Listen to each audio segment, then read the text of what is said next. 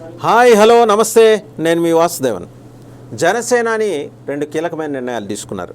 Avanigadda assembly స్థానం నుంచి జనసేన అభ్యర్థిగా మండలి బుద్ధప్రసాద్ అని పేరుని ఖరారు చేస్తూ నిర్ణయం తీసుకున్నారు. దీనికి గురువారం ఉదయం పవన్ కళ్యాణ్ గారు పార్టీ ముఖ్య నాయకులతో సమావేశమై ఈ మేరకు నిర్ణయం తీసుకున్నారు. తర్వాత బుద్ధప్రసాద్ అభ్యర్థిత్వానికి ఆమోదం చెప్పింది జనసేన కమిటీ. పాలకొండ అసెంబ్లీ స్థానానికి సంబంధించి అభ్యర్థి పేరుపై 2 రోజుల్లో నిర్ణయాన్ని ప్రకటిస్తామని కూడా చెప్పారు. అలాగే అభ్యర్థిగా ఎవరు ఉండాలనే అంశంపై అభిప్రాయ సేకరణ చేస్తున్నట్టు కూడా పవన్ కళ్యాణ్ చెప్పారు. ఇక రైల్వే కోడూరు స్థానానికి మునుపు యనమల భాస్కరరావు పేరుని ప్రకటించారు. దాని మీద కొంత సందిగ్ధత నెలకొన్న దరిమిల యనమల భాస్కరరావు ఈయన అభ్యర్థిపై సర్వేలో సానుకూలత రాలేదని, మిత్రపక్షమైన తెలుగుదేశం వైపు నుంచి కూడా అనుకూలత లేకపోవడంతో లోతుగా అధ్యయనం చేసిన జనసేనాని ఇక్కడ అభ్యర్థిని మార్చాలని నాయకులు తమ అభిప్రాయాలను తెలియజేసిన తర్వాత వెంటనే నిర్ణయం తీసుకున్నారు. ఆ నిర్ణయం ఏంటంటే, సార్వత్రిక ఎన్నికల్లో రైల్వే కోడూరు శాసనసభ స్థానం నుంచి పోటీ చేసే జనసేన అభ్యర్థిగా అరవ శ్రీధర్ పేరుని పవన్ కళ్యాణ్ ప్రకటించారు. తొలుత యనమల భాస్కరరావు పేరు మనం ఇప్పుడే మాట్లాడుకున్నాం, ఆయన పేరు ప్రకటించారు.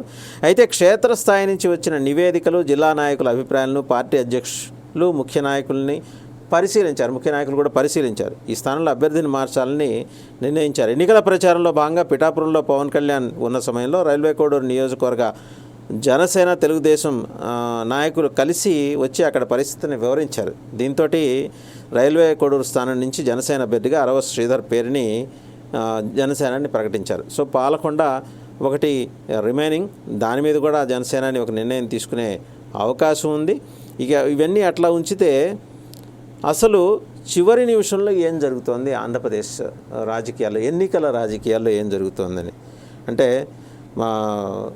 వైసీపీ చాలా బలంగా సెటైర్లు ఇస్తుంది తెలుగుదేశం మీద. తెలుగుదేశం కూడా ప్రతి అంశాన్ని అడ్వాంటేజ్గా తీసుకొని తనకు అనుకూలంగా మార్చుకునే ప్రయత్నం చేస్తుంది. ఎటొచ్చి పవన్ కళ్యాణ్ మాత్రం అంశాల వారీగా మాత్రమే మాట్లాడుతున్నారు, సమస్యల వారీగానే మాట్లాడుతున్నారు. రాజకీయం ఎన్నికల సమయంలో విభిన్న తరహా రాజకీయాలు చేయాలనేది ఆయన ఆలోచన. అంటే ప్రోగ్రెసివ్ పాలిటిక్స్ చేయాలనేది ఆయన ఆలోచన.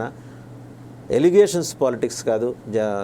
తెలుగుదేశం కానీ లేకపోతే వైఎస్ఆర్సీపీ కానీ చేస్తున్న పరస్పర ఆరోపణల రాజకీయాలకి ఆయన చాలా దూరంగా ఉన్నారు. మనం గమనించాల్సిన విషయం అంటే, యూరోపియన్ మోడల్ ఆఫ్ పొలిటికల్ అట్మాస్ఫియర్లో ఎలా ఉంటుందంటే, అక్కడ ఐరోపా సమాజంలో అభివృద్ధి రాజకీయాల గురించే మాట్లాడుకుంటారు. ఒక ఇద్దరు అభ్యర్థులు నుంచున్నారనుకోండి ఒక వేదిక మీద, ఫలానా అంశం మీద తానైతే ఏం చేస్తారు అనేది ఒక అభ్యర్థి చెబితే, రెండో అభ్యర్థి ఆయన ఏం చేస్తారో చెప్తారు.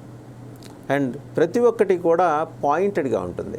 వ్యక్తిగత ఆరోపణలు కానీ వ్యక్తిత్వ హననాలు కానీ అక్కడ ఉండవు.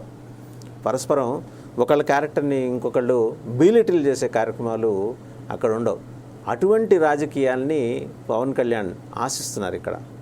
మనం అంతే కాదు, ఐరోపా సమాజంలో పత్రికలను చూస్తే మొదటి పేజీలో దారుణ హత్యాకాండలో, దుర్మార్గమైన రైలు ప్రయాణాల గురించో, దారుణ మారణకాండ గురించో ఉండవు. ఆ రోజు డెవలప్మెంట్ ఓరియంటెడ్ న్యూస్ మాత్రమే ఫస్ట్ పేజీలో ఉంటుంది. ఎక్కడో చివరి పేజీల్లో చిన్న సింగిల్ కాలం వార్తలు ఉంటాయి. అక్కడి ప్రచార మాధ్యమాలు కూడా క్రైమ్కి అంతగా ప్రాధాన్యం ఇవ్వవు. అంటే సాధ్యమైనంత వరకు అభివృద్ధికి దోహదం చేసే అంశాలకు సంబంధించిన వార్తా కథనాలనే ప్రింట్ మీడియా కానీ విజువల్ మీడియా కానీ ప్రసారం చేయటం కానీ చూపించడం కానీ జరుగుతాయి. పవన్ ఆశిస్తున్నది అది. ఆయన్ని వెటకరిస్తున్నారు చాలామంది. ఏమని, ఇన్నేసి పుస్తకాలు చదివారట కదా, అన్నేసి పుస్తకాలు చదివారట కదా.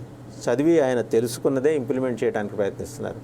మీ వెటకారాలన్నిటికీ ఆయన సమాధానం జూన్ 4 తర్వాత ఉంటుంది. కాచుకొని కూర్చోండి. ఎందుకు చెప్తున్నానంటే, ఆయన ప్రతి ఒక్క అంశాన్ని, ప్రతి ఒక్క క్రిటిసిజంని ఆయన గుండెల్లో పెట్టుకుంటున్నారు. ఎక్కడ రెస్పాండ్ కావట్లా. పదే పదే ఆయన తన క్యాడర్స్కి, లీడర్స్కి చెప్తున్నది ఏంటంటే, మీరు రెస్పాండ్ కామాకండి. ఒకవేళ తనను విమర్శించినా సరే, పవన్ని విమర్శించినా సరే, ఆరోపించినా సరే, పిచ్చి పిచ్చి మాటలు మాట్లాడినా సరే రెస్పాండ్ కామాకండి. సమయం వచ్చినప్పుడు మనం తగిన రీతిలో సమాధానం చెప్దాం. ఇది డెవలప్మెంట్ పాలిటిక్స్కి ఒక నిదర్శనం. నరేంద్ర మోడీ ప్రధానమంత్రి గడిచిన 10 ఏళ్లలో ఆయన పరిణితి చెందిన క్రమం గనక ఒక్కసారి పరిశీలిస్తే చాలా తక్కువ సందర్భాల్లో ఆయన రెస్పాండ్ అవుతారు.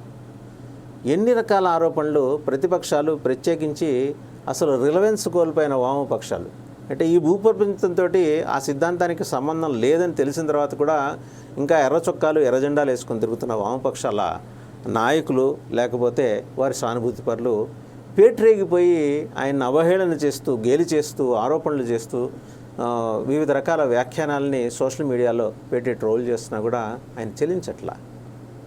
ఆయన తాను ముందు ఒక లక్ష్యం పెట్టుకొని దాన్ని ఆచరించి ముందుకు తీసుకెళ్లే కార్యక్రమం చేస్తున్నారు. అదే పంథాని పవన్ కళ్యాణ్ అవలంబిస్తున్నారు. మోదీ గారికి, పవన్ కళ్యాణ్ గారికి ఉన్న సారూప్యత ఇది. అంటే ఒక జాతి తనలో ఒక నాయకుడిని ఎలా తయారు చేసుకుంటుందనే దానికి నిదర్శనం ఇద్దరి గురించి చెప్పచ్చు. జాతీయ స్థాయిలో ఆయన, ప్రాంతీయ స్థాయిలో జాతీయ భావజాలాన్ని గుండెల నిండా నింపుకున్న పవన్ కళ్యాణ్ గారు. మీకు ఇదే రకమైన భావజాలం, ఇదే రకమైన లక్షణాలు మనకి సౌత్ ఇండియాలో చూస్తే కనుక తమిళనాడులో అన్నామలై గారు, అలాగే కేరళలో సురేష్ గోపి గారు. ఎంత గొప్ప ఉదాత్త లక్షణాలు ఉన్నాయి. ఒక మాజీ ఐపీఎస్ అధికారి అన్నామలై, అలాగే ఒక మలయాళ సినీ నటుడు ఆయన సురేష్ గోపి గారు, వారి కుమార్తె వివాహానికి వచ్చిన నరేంద్ర మోడీ కన్యాదానం చేశారు. అంటే విభిన్న సంస్కృతులు, సంప్రదాయాల పట్ల వారికి ఉన్న గౌరవం, అలాగే వాటిని ఆదరించే క్రమం, ఇవన్నీ ఒకసారి చూడండి.